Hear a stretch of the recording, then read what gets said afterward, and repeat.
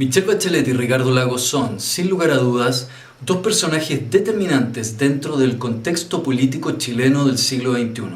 La resonancia de ambos se enmarca quizás no tanto en el encuadre político tradicional economicista, sino más bien de índole directivo-emocional. Sus liderazgos y competencias no se fundamentan en las clásicas y desgastadas experiencias de dirección y gestión pragmática con solo objetivos de desarrollo y aumento del bienestar. Por el contrario, si bien estas se encuentran presentes en sus programas, la base de sus carismas y atractivos está en el manejo de las emociones y sentimientos de los ciudadanos, carentes tal vez de espacios e intersticios suficientes que los identifiquen en cuanto a colectividad y que los han hecho trascender como dignos representantes de una épica y muchas veces protectores de un legado. Hoy, cuando la tecnología cambia la gramática, el periodismo televisivo y los otros medios de comunicación de masas, como la radio y las redes sociales, que no se manifiestan exclusivamente en contra de ningún partido o idea política, sino que se ocupan del mensaje divulgado, subvencionando y edificando un fallido diálogo sincero y continuo entre dirigentes sociales y el votante, ayudarán a alambicar, a enredar y a dificultar aún más la falta total de un real y verdadero liderazgo ciudadano y político. En esta instancia crucial y sensible en que al ciudadano se le deja en la incógnita y en la orfandad cívica absoluta de saber que se elige solo lo que el mercado político ofrece y los medios de comunicación ayudan a difundir e instalar en la mente del votante consumidor, se decide elegir no a los mejores, a los más idóneos o a los que quieran transformar y crear un mundo nuevo, como dicen Gastón Sublet y Christian Barken, sino que se apoyan solamente a los que llevan la delantera en las fallidas encuestas de opinión pública. Es verdad, es difícil encontrar candidatos que hayan alcanzado una posición solos, sin apoyos partidarios y de las herramientas del marketing y la comunicación, sobre todo en un mundo en que la realidad la crea el lenguaje público y los medios tecnológicos. Pero también podemos afirmar entonces que hay candidatos que trascienden sus discursos a esos mismos medios, que son noticias por sí mismos y otros, la gran mayoría, que requieren de sofisticados aparatos comunicacionales que les ayudan a construir sus relatos, su imagen, su reputación de marca y su permanente presencia en la agenda pública. Pero para ser justos debemos atender dos visiones contrapuestas que ayudarán a visualizar el fondo de la discusión y darán luces argumentales sobre el tan ausente liderazgo político de hoy. La idea que no existe un solo caso conocido en que sea posible afirmar que un candidato haya sido producto y resultado total del marketing electoral declara que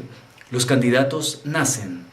o que la mayoría de los candidatos y marcas que hoy consumimos o votamos son casi exclusivamente creación total del cada vez más complejo y caro aparataje del marketing comercial, expone que los candidatos se hacen. A diferencia de aquello, los liderazgos de Bachelet y Lagos se fueron alzando a través del tiempo y sus épicas personales cimentaron la profunda idea que tenían que ver directamente con la construcción de los hechos y la historia reciente de Chile. Imágenes monolíticas y trascendentes, apoyadas en sus valores funcionales, que estudiaron, dónde vivieron y qué experiencia tienen para el cargo, o sus valores emocionales, su ética, sus vínculos afectivos relacionados y construidos junto a ciudadanos y votantes, o por sus valores simbólicos, prestigio, diferenciación y tradición de sus marcas personales.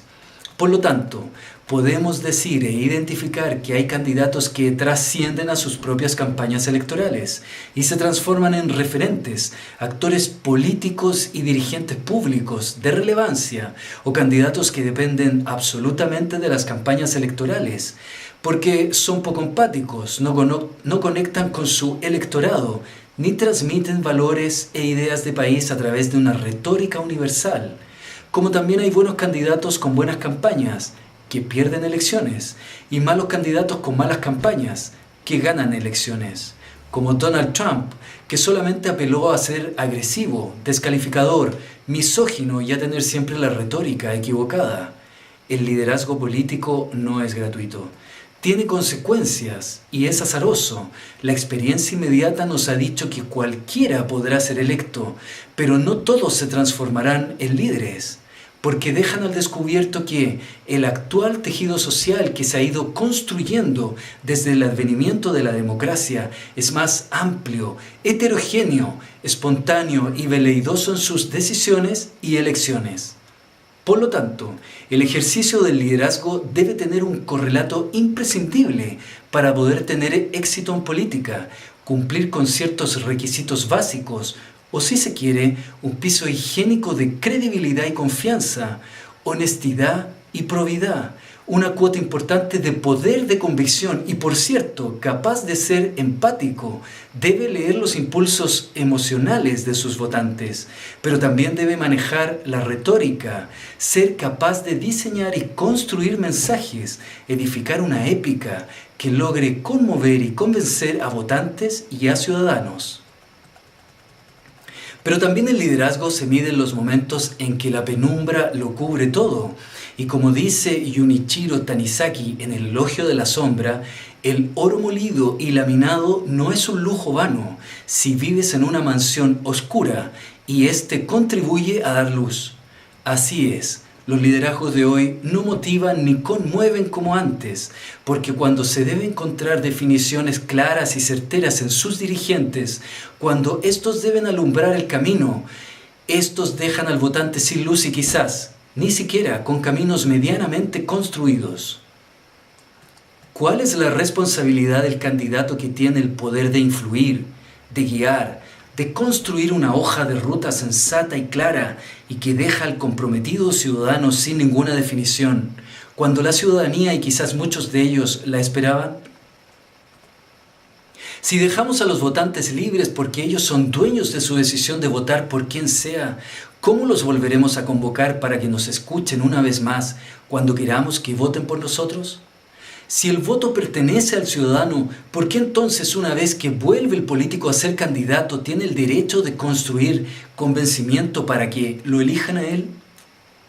Cuando se toma la responsabilidad de ser líder, hay que ser consciente del vínculo emocional y empático que se crea. Debe ser responsable de la relación establecida con el votante y se debe estar dispuesto a llegar hasta el final, hasta las consecuencias más sorpresivas, hasta las críticas más ácidas, hasta las derrotas más aleccionadoras y hasta las pérdidas más dolorosas. Si la ex candidata del Frente Amplio y sus líderes más emblemáticos, Jackson, Boric y Sharp, no tuvieron lo que se necesitaba como guías de su sector justamente cuando el país necesitaba definiciones,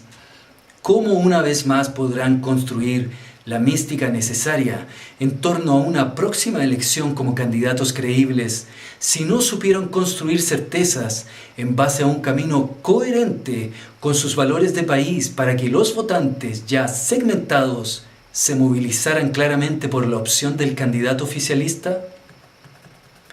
¿Cómo podrá capitalizar el Frente Amplio la disyuntiva de no votar por Piñera, pero tampoco llamar a votar claramente por Guiller? Los liderazgos son por sobre todo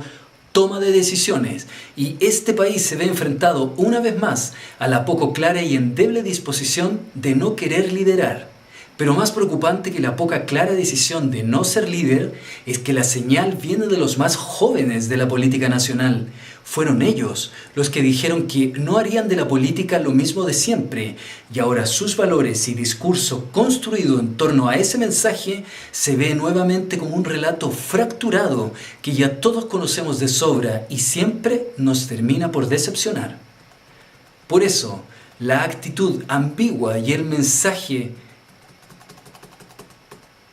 timorato fundado en la oposición absoluta con el gobierno y los dirigentes que ayudaron a ganar los espacios democráticos en el país fue la trampa que dejó sin opción al Frente Amplio ante sus seguidores y militantes. Pero es justamente ahí, en aquellas encrucijadas, en donde los líderes y las opciones del buen futuro de la política nacional se debieron haber fundado. Los mensajes construidos a partir de una retórica dubitativa, atrincherada en las redes sociales y nunca dando la cara al país, a sus ciudadanos y a los votantes que confiaron en ellos, es una triste y mala noticia para la buena salud y el sensato liderazgo que necesitaba urgentemente la política nacional.